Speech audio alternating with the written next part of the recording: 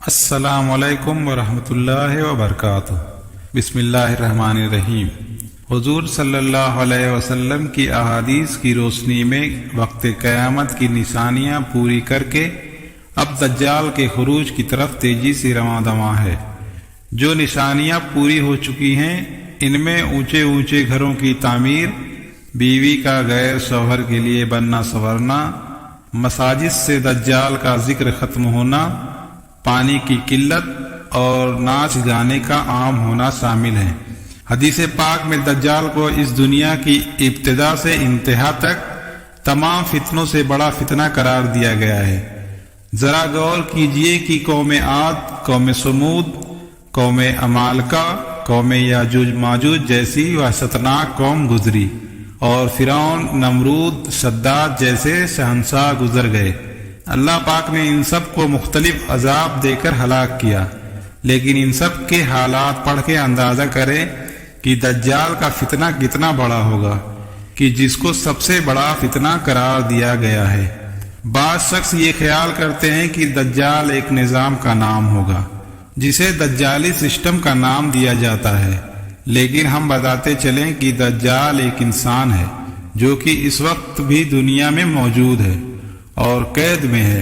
اس کی قید کے متعلق صحیح مسلم کی حدیث نمبر 7388 میں تفصیلی واقعہ موجود ہے۔ رسول اللہ صلی اللہ علیہ وسلم ہر نماز کے بعد دجال کے فتنے سے اللہ کی پناہ مانگتے تھے تاکہ امت کو اس طرف رغبت ہو کہ وہ بھی دجال کے فتنے سے اللہ کی پناہ مانگتے رہیں۔ نبی کریم صلی اللہ علیہ وسلم نے فرمایا، ہر نبی نے دجال کے فتنے سے اپنی قوم کو ڈرایا ہے، میں بھی تمہیں اس سے ڈراتا ہوں اور ایسی بات بتاتا ہوں کہ جو اس سے پہلے کسی نبی نے نہیں بتائی۔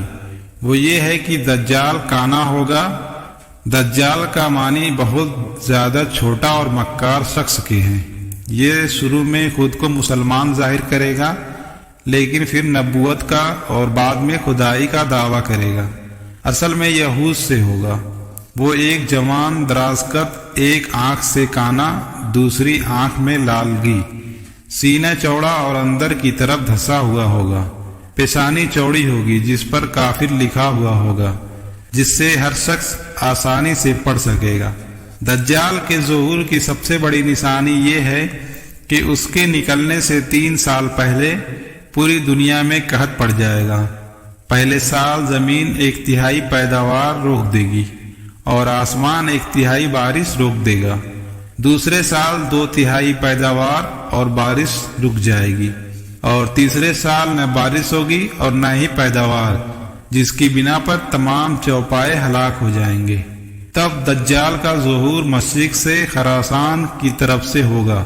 اس بارے میں حدیث کی تمام کتابوں میں متفق علیہ حدیث موجود ہے، جو کہ نواس بن سمان کلابی رضی اللہ تعالیٰ عنہ سے مروی ہے۔ وہ فرماتے ہیں کہ ایک دن نبی کریم صلی اللہ علیہ وسلم نے دجال کا ذکر ایسے انداز میں کیا کہ ہم لوگ لرز گئے۔ اگلی صبح جب ہم نبی کریم صلی اللہ علیہ وسلم کی خدمت میں حاضر ہوئے تو انہوں نے جان لیا کہ ہم لوگ کل کے ڈرے ہوئے ہیں۔ حضور صلی اللہ علیہ وسلم نے پوچھا، کیا معاملہ ہے؟ ہم نے عرض کیا، یا رسول اللہ صلی اللہ علیہ وسلم، کل آپ نے دجال کے فتنے کی سنگینی کو بیان فرمایا تھا، جسے سن کر ہمیں گمان ہونے لگا ہے کہ وہ ہمارے قریب ہی کھجوروں کے باغ میں ہے۔ آپ صلی اللہ علیہ وسلم نے فرمایا، اگر وہ نکلے اور میں تمہارے بیچ میں ہوں تو میں تمہاری طرف سے خود اس سے نپٹ لوں گا، اور اگر وہ نکلے اور میں تمہارے بیچ نہیں رہوں تو ہر آدمی اپنے نفس کی خود حفاظت کرے۔ لہذا تم میں سے جو شخص اسے پائے اسے چاہیے کہ وہ سورہ کہف کی ابتدائی آیات پڑھے۔ وہ شام اور عراق کے درمیان سے نکلے گا اور دائیں بائیں فساد پھیلائے گا۔ اللہ کے بندوں ثابت قدم رہنا۔ ہم نے عرض کیا، اے اللہ کے رسول، روئے زمین پر ٹھہرنے کی اس کی مدت کیا ہوگی؟ آپ صلی اللہ علیہ وسلم نے فرمایا، 40 دن۔ ایک دن 1 سال کے برابر ہوگا، ایک دن 1 مہینے کے برابر ہوگا، ایک دن ہفتے کے برابر ہوگا، اور باقی دن تمہارے دنوں کی طرح ہوں گے۔ ہم نے عرض کیا اے اللہ کے رسول صلی اللہ علیہ وسلم بتائیے کہ وہ ایک دن جو 1 سال کے برابر ہوگا کیا اس میں ایک دن کی نماز کافی ہوگی؟ آپ نے فرمایا نہیں بلکہ اس کا اندازہ کر کے پڑھنا۔ ہم نے عرض کیا اللہ کے رسول صلی اللہ علیہ وسلم زمین میں وہ کتنی تیزی سے اپنا کام کرے گا؟ آپ صلی اللہ علیہ وسلم نے فرمایا اس بارش کی طرح کہ جس کے پیچھے ہوا لگی ہوتی ہے اور وہ بارش کو نہایت تیزی سے پورے علاقے میں پھیلا دیتی ہے۔ وہ کچھ لوگوں کے پاس آئے گا، انہیں دعوت دے گا، وہ لوگ اس کی بات رد کر دیں گے، لہذا وہ ان کے پاس سے چلا جائے گا، مگر اس کے پیچھے پیچھے ان کے مال بھی چلے جائیں گے۔ ان کا حال یہ ہوگا کہ ان کے پاس کچھ بھی نہیں رہے گا۔ پھر وہ کچھ دوسرے لوگوں کے پاس جائے گا، انہیں دعوت دے گا، وہ لوگ اس کی دعوت قبول کریں گے، وہ اس کی تصدیق کریں گے، تب وہ آسمان کو بارش برسانے کا حکم دے گا، آسمان بارش برسائے گا، وہ زمین کو غلہ اگانے کا حکم دے گا، زمین غلہ اگائے گی۔ ان کے چرنے والے جانور شام کو جب چراگاہ سے واپس آئیں گے تو ان کے کوہان پہلے سے کہیں زیادہ لمبے ہوں گے، ان کی کوکھیں زیادہ کشادہ ہوں گی اور ان کے تھن کامل طور پر دودھ سے بھرے ہوئے ہوں گے۔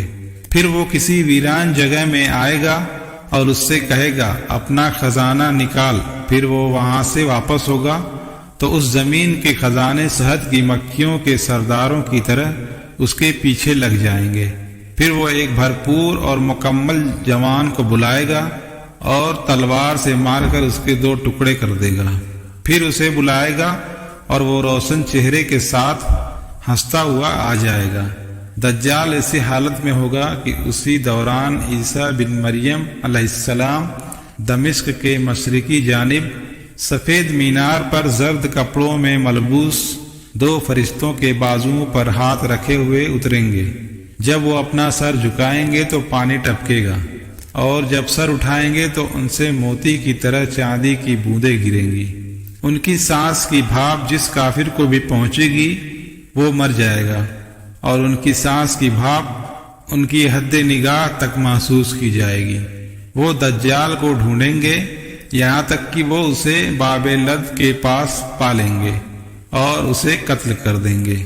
مسند کے حوالے سے لکھا گیا ہے کہ دجال کے ظہور کے بعد 70,000 یہودی اصفہان میں اس کی تابعداری کرنے کے لیے آ جائیں گے۔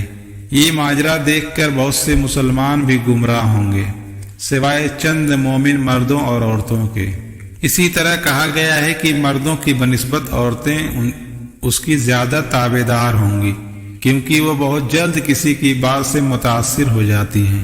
اکثریت عورتوں کی ہوگی، یہاں تک کہ ایک آدمی اپنی ماں، بہن، بیٹی اور بیوی کو رسی میں باندھ دے گا کہ کہیں وہ دجال کے پاس نہ چلی جائیں۔ وہ ہر ملک میں داخل ہوگا اور لوگوں کو اپنی فتنہ سامانی سے گمراہ کرے گا سوائے مکہ اور مدینہ کے، کیونکہ فرشتے اس کی نگہبانی پر مامور ہوں گے۔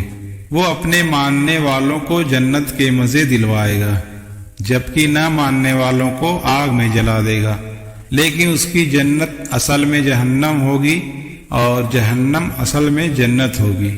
اب اندازہ کریں دوستوں کہ ہم آج کس طرح شیطان کے پیچھے لگ کر جھوٹ، کینہ، شراب نوشی اور بدکاری میں ملوث ہیں، تو سوچئے کہ دجال کے ظہور کے بعد ہمارے ایمان کا کیا حال ہوگا۔ چنانچہ حدیث پاک کے مطابق اگر ہم چاہتے ہیں کہ دجال کے فتنے سے محفوظ رہیں تو سورہ کہف کی ابتدائی آیات یاد کر لیں اور روزانہ پڑھیں۔ انشاءاللہ اللہ پاک فتنہ دجال بلکہ دنیا کے ہر فتنے سے حفاظت فرمائے گا۔ اللہ پاک ہم سب کو اپنے حفظ و امان میں رکھے، آمین۔